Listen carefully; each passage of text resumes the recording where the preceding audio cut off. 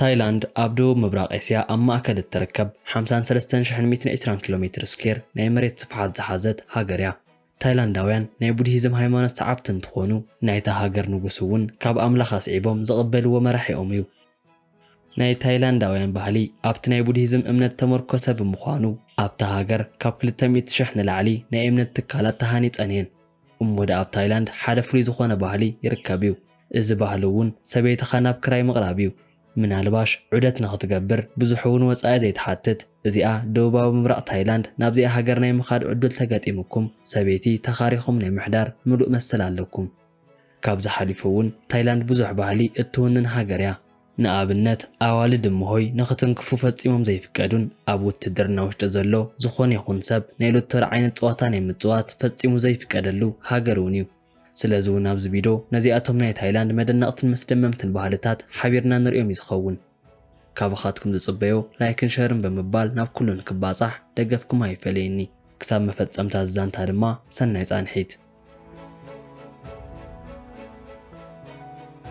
ሰበይቲ ናይ ምክራይ ባህሊ ኣብ ታይላንድ ኣብ ፓራይድ ሰፈር ኣዝዩ ተጋፍሕ ባህሊ ይርከብ እዩ። እዚ ባህሊ እውን ኣንስቲ ናይ ምክራይ ባህሊ እዩ። እዚ ሰበይቲ ናይ ምክራይ ባህሊ ሕጋዊ ብዝኾነ መልክዑ ዝግበር ናይ መርዓ ስርዓት ዘይኮነስ ግዝያዊ ስምምዕ እዩ። እሞ ደኣ ነዚ ስራሕ ዝሕረያ ኣዋልድ ካብቲ ዕቤተን ዝደኸማ ካብ ናይ ታይላንድ ናይ ገጠር ክፋል ዝመጻ ንእሽቶ ኣዋልድ እንትኾና ነቶም ሰብ ዑደት እውን ግዝኦም ክሳብ ዝውድኡ ሰዓት ግዝያዊ ኣንስቶም ኮይነን ክሰርሓ እዩ ዝረአ። ነዚ ዓይነት ግልጋሎት ዝወሃበሉ ኣብ ናይ ቱሪዝምን ኢኮኖምን ምንቅስቓስ መንጎ ከም ቢንቶ ኮይኑ ዘገልግል ኣብ ፓራይድ ሰፈር ዝርከባ ባራትን ናይ ምሸት መዘናግዕታትን እተን ቀንዲ እየን።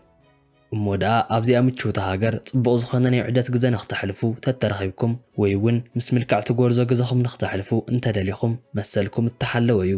ምኽንያቱ እውን ነታ ዝደለኹም ዓይነት ጓል መሪፅኩም ክንዲ ተዓቕምኹም ብምኽፋል ክንዲ ትዝደለኹሞ ናይ ሓጎስ ግዜ ናይ ስምምዕ ገደብ ብምግባር ጽቡቕ ዝኾነ ግዜ ክተሕልፉ ትኽእሉ ኢኹም።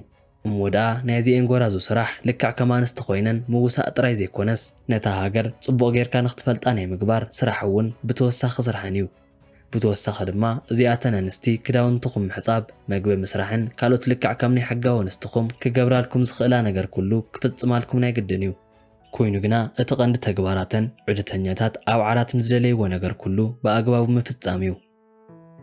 እሞ ደኣ እቲ ናይ ክራይ ግዜ ኣብ ቅነታት ኣትሒዞም ክሳብ ብዙሕ ወራሕቲ ክጸንሕ ይኽእል እዩ።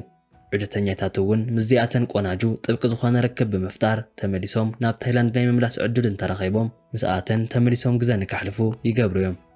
እኳ ደኣስ ሓደ ሰባት ነዚኣተን ኣዋልድ ካብ ናይ ማኪና ይኹን ገዛ ምሃብ ዝሓለፈ ብሓንሳብ ብምዃን ክሳብ ናብ ሓዳር ምብጻሕ ክኽእሉ ይኽእሉ እዮም።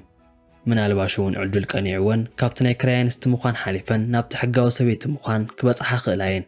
እዚ ናይ ሕጋዊ ሰበይቲ ምዃን ግና ሰቑኢሉ ከም ስሩዕ ተግባር ዝፍጸም ዘይኮነስ ካብ $1,600 ጀሚሩ ክሳብ $116,000 ከከም ናይ ተነዋልዲ ዕድመ ናይ መልክዕን ጽባቐን ደረጃ ንዓበየ ክመጽእ እዩ ዝግበር።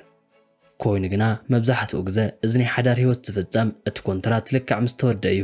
ድሕሪ እዚ ናይ ኮንትራት ምውፃእ ንድሓር እውን እዚኣተን ኣዋልድ ንኻልኦት ዑደተኛታት ንምምሳጥ ናይ መጻወድያ ሽርሐን ክዝርግሓ ናይ ግድን እዩ። ኣብዚ ሕጂ ሰዓት እዚ ናይ ኣንስቲ ክራይ ብሕጊ ጽላል ዘይግበረሉ ብምዃኑ ምኽንያት እተን ኣዋልድ ይኹና እቶም ዑደተኛታት ናብ ዝኸፍአ ሓደጋ ዘቃልዕ እዩ ነይሩ። እኳ ደኣስ ኣብ 2024 ኣብ ናይ ዓለም ናይ ቱሪዝም ማሕበር በቲ ዘቐረበ ሪፖርት እዚ ናይ ኣንስቲ ኪራይ ንግዲ ቀጥታ ብዘይኮነ መገዲ ንናይ ፓያ ሰፈር ዕብየትን ኣብታ ሃገር ነቲ ናይ 30% ናይ GDP ዕብየት እጃም ከም ዘለዎ ተገሊጹ እዩ። ንስኻትኩም ከ ብዛዕባ ናይዚ ክራይ ኣንስቲ እንታይ ሓሳብ ኣለኩም? ኣብ ናይ ኮመንት ቦታ ግደፍለይ።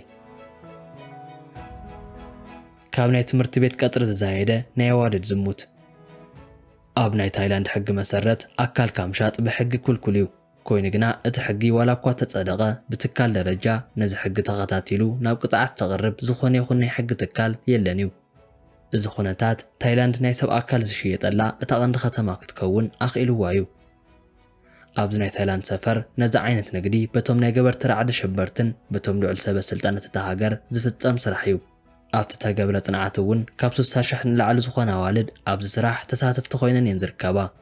እሞ ደኣ ኣብዚኣተን ሓደገኛ መብራህቲ ዝወልዓ ሰፈራት ናይ ታይላንድ መንግስቲ ወላ ሓንቲ ዓይነት ስልጣን የብሉን። እዚኣተን ሰፈራት ብተፈላለዩ ናይ ገበርቲ ረዓዲ ጉጅለን ሰበስልጣን ሽብርተኛታትን ንኣታዊኦም ፍልፍል ኮይኑ እዩ። ካብዚኣቶም ጉጅለታት መንጎ ትራይድስን ያኩዛን ተባህሉ ኣዝዮም ተፈራሕቲ ጉጅለ እዮም። እዚ ኩነታት እውን ኣብቲ ከባቢ ዘለው ነበርቲ ኣዋልድ ንናይ ወዳት ዝሙት ተፈጠራ ገይረን ክሕሰባ ዓቢ እጃም ገይሩ እዩ ብኸምዚ ምኽንያት እውን ተፈላለዩ ናይ ገበን ተግባራት ብልዑል ደረጃ ኣብተን ኣዋልድ ክፍጸም ጸኒሑ እዩ እዚኣቶም ኣብ ታይላንድ ውሽጢ በቲ ሓደገኛነቶም ነቲ ሃገር መንግስቲ ከም ቀይሕ መብራህቲ ዝተወልዐሎም ሰፈራት ካብ ናይ ዝሙት ኪራይ ሓሊፉ ናይ መደንዘዛ ሓሻትን ካልኦት ካብ ሕጊ ወፃእ ስራሕትን ይፍጸመለን እዩ ኣብዚ ኩነታት እውን ንሃትኩም ርእቶ እንታይ ይመስል ኣብ ናይ ኮመንት ቦታ ክደፍለይ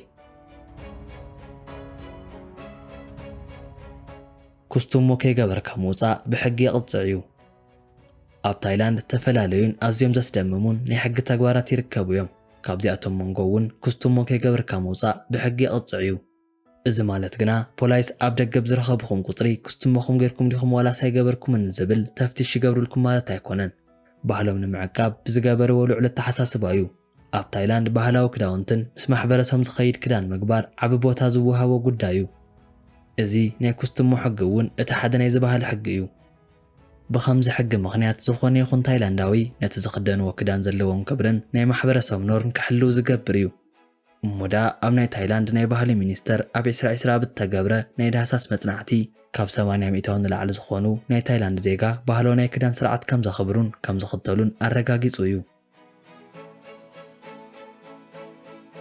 ኣብ ናይ ጾታዊ ርክብ ጉዳይ ዘየካብዳ ናይ ታይላንድ ኣዋልድ ታይላንድ ካብ ነዊሕ እዋን ኣትሒዙ ክሳብ ሕጂ ግዜ ትፍለጠሉ ማራኽብ ዝኾነን ናይ ዑደተኛታት ኣቓልቦ ብዝሰርቕ መገዲ ብናይ ምሸት ግዛእ እዩ እዚ ኣብ ዓለም ዘለዉ ዑደተኛታት ኣቓልቦ ክስሕብ ዝኸኣለ ናይ ምሸት ክለባት ባራትን ናይ ለይቲ ዕዳጋታትን ኣብ ባንኮክ ፓያ ከተማን ደሚቕ ዝኾነ ድባብ ፈጢሩ እዩ እሞ ደኣ ነዚ ናይ ታይላንድ ናይ ምሸት ህይወት ንምርኣይ ዕዱድ እንተረኺብኩም እዚኣተን ከተማታት ኩል ግዜ ብዑደተኛታት ተጨናነቓን ብዝተፈላለዩ ናይ መዘናግዒ ዓይነታት ደመቕቲ ከተማታት እየን ብዝበለጸ ፓያ ድማ ናይ ሓጢያት ከተማ ብዝብል እያ ትፍለጥ ኣብ ፓያ ኣብ ቀትሪ ይኹን ምሸት ጽቡቕ ዝኾነ ግዜ ከም እተሕልፉ ርግፀኛ ምዃን ይከኣል እዩ ኣብታ ከተማ ዝርከባ ኣዋልድ ጥራይ ዝባነን ኮይነን ግልጽ ብዝኾነ ክዳውንቲ ማዕሪገን ኣብ ጎደና ክትዕዘብወንን ምስ ዝኾነ ይኹን ዑደተኛ ጽቡቕ ዝኾነ ናይ ፍቕሪ ግዜ ንክሕልፋ ድሉዋት ምዃነን ምስ ትዕዘቡ ክትድነቑ ትኽእሉ ኢኹም እዚ ኩነታት ምናልባሽ በቶም ሓደሽቲ ዑደተኛታት ሓድሽ እኳ ትኾነ ናይታ ከተማ ተቐመጥቲ ግና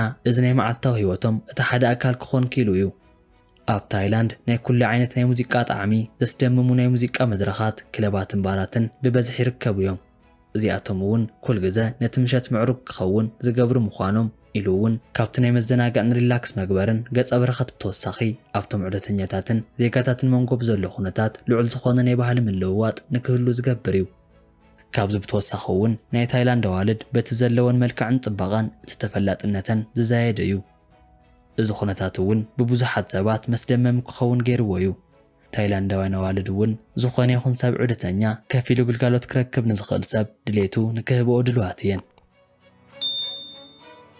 ኣብ መወዳእታ እውን ኣብዚ ቪድዮ ዝሓረኽዎም ኣብ ታይላንድ ዝርከቡ መስደመም ሓቅታት ነዚኣቶም ይመስሉ ዘለኩም ርእቶ እውን ኣብ ናይ ኮመንት ቦታ ግደፍለይ ላይክን ሸርን ብምባል ድማ ናብ ኩሉ ንክባጻሕ ደገፍኩም ግለጹለይ ክብል ፈቱ